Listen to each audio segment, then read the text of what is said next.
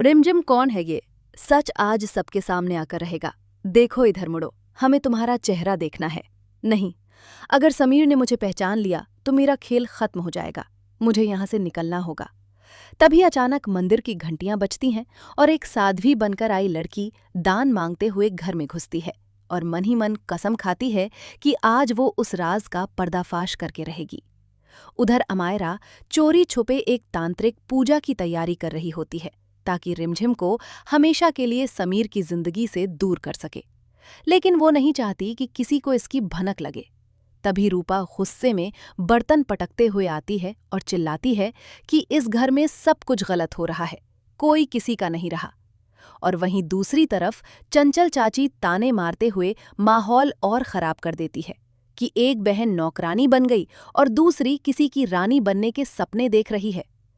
उधर समीर अचानक romantic mood में अमायरा को सरप्राइज देने पहुंचता है, लेकिन उसे वहां ना पाकर शक करने लगता है कि जरूर वो कुछ छुपा रही है।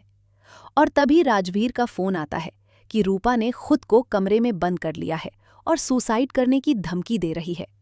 ये सुनकर सबके होश उड़ जाते हैं और पूरा परिवार भागते हुए वहां पहुंचता है, जहां रूपा दरवाजे के अंदर से चीखते हुए सबको दोष देती है कि उसकी जिंदगी बर्बाद करने वाले यही लोग हैं और अगर उसकी बात नहीं मानी गई तो वो जान दे देगी।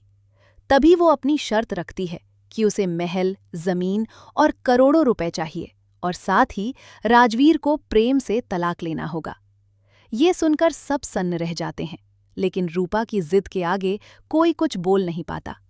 तभी रिमझिम हिम्मत दिखाते हुए कहती है कि ये सब ब्लैकमेल है और वो उसकी हर हरकत रिकॉर्ड कर चुकी है, जिससे सबूत मिल जाएगा कि रूपा झूठ बोल रही है।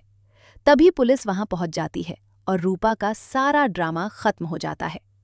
लेकिन इसी बीच अमायरा को मौका मिल जाता है और वो अपनी काली पूजा पूरी कर लेती है, जिसमें वो रिमझिम की तस्वीर जला देती है और सोचती है कि अब रिमझिम हमेशा के लिए खत्म हो जाएगी और समीर सिर्फ उसका हो जाएगा।